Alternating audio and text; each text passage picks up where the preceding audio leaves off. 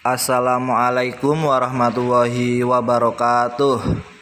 Gimana kabarnya anak-anakku kelas 6? Semoga selalu diberikan kesehatan, selalu dilindungi oleh Allah Subhanahu wa taala ya. Jangan lupa tetap selalu semangat walaupun belajar dari rumah. Nah, pada kesempatan kali ini Pak Eko ingin memberikan materi yaitu Al-Islam di bab 4.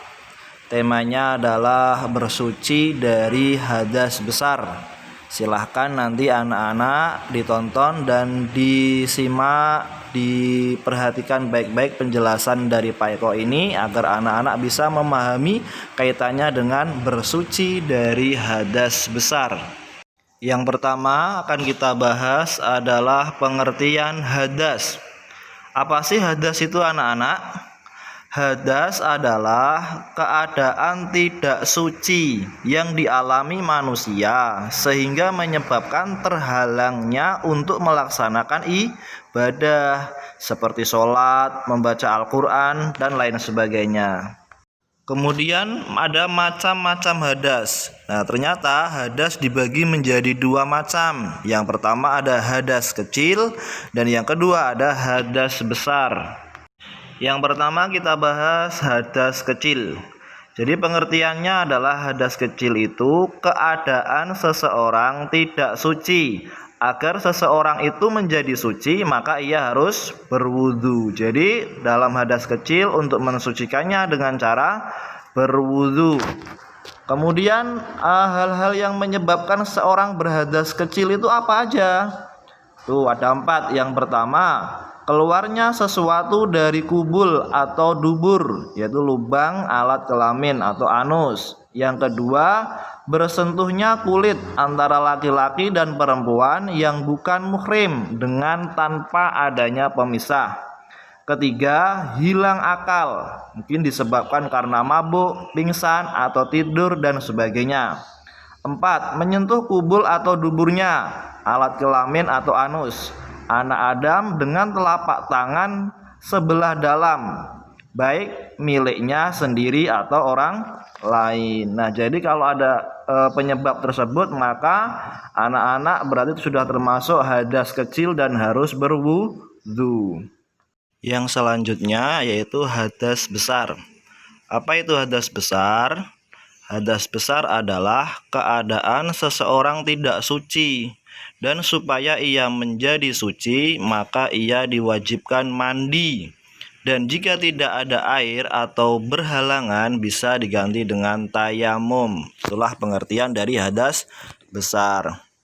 Nah, hal-hal apa saja yang menyebabkan seseorang berhadas besar? Yang pertama adalah bersetubuh atau bersenggama. Yang kedua, keluar mani atau sperma. Orang yang keluar mani baik disengaja atau tidak disengaja seperti bermimpi basah misalnya, maka ia wajib mandi besar. Yang ketiga, meninggal atau mati. Wajib untuk memandikannya kecuali bila mati syahid. Yang keempat, kondisi haid atau menstruasi bagi seorang wanita. Haid adalah darah yang keluar dari rahim perempuan yang telah balik atau dewasa setiap bulannya. Kemudian yang kelima, nifas, yaitu darah yang keluar dari rahim perempuan setelah melahirkan. Yang keenam ada wiladah, yaitu bagi seorang ibu setelah melahirkan ia wajib mandi. Nah, itu pengertian dari hadas besar dan hal-hal yang menyebabkan seseorang berhadas besar. Dan untuk mensucikannya itu harus dengan mandi wajib atau mandi besar. Berbeda dengan hadas kecil. Kalau hadas kecil, cara mensucikannya cukup dengan berwudu. Nah, kemudian tentang mandi wajib atau mandi besar. Bagaimana sih mandi wajib itu Pak Eko? Apakah sama seperti halnya dengan mandi seperti biasanya kita itu? Nah, di sini Pak Eko sampaikan tata cara mandi wajib berdasarkan Himpunan Putusan Tarjih Muhammadiyah ya tentunya. Nah, diperhatikan tata caranya, ada perbedaannya dengan yang kalian mandi seperti biasa.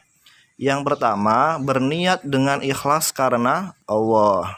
Untuk niat cukup di dalam hati ya anak-anak.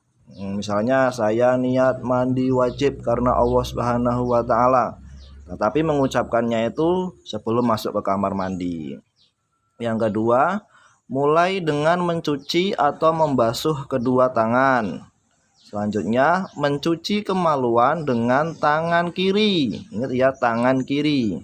Yang keempat, menggosokkan tangan kiri ke tanah ataupun apapun gantinya. Ya. Yang kelima, berwudu seperti wudu sholat biasa. Jadi ada wudunya dulu. Yang keenam, mengambil air dan memasukkan jari tangan ke pokok rambut dengan sedikit wangi-wangian. Ya, pakai sampo gitu ya anak ya. Yang ketujuh, kalau perempuan rambutnya diuraikan. Selanjutnya, mulai membasuh pada sisi kanan dari badan. Jadi dimulai dari sebelah kanan.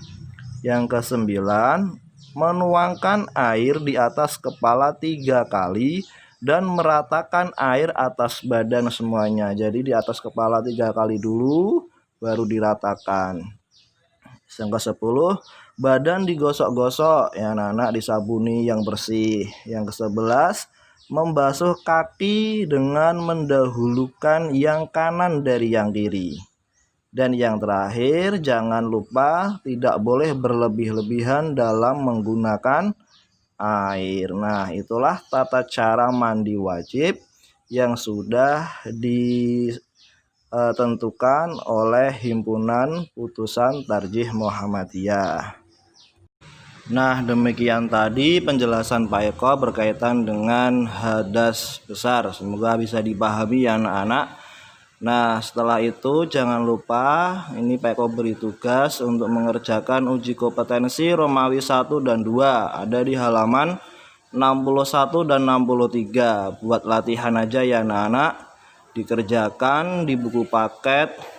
Untuk kali ini tidak perlu difoto, tidak perlu dikirim ke Pak Eko dulu. Jadi sementara buat latihan dulu ya. Semangat belajar. Dikerjakan semuanya. Selamat mengerjakan. Demikian dari Pak Eko.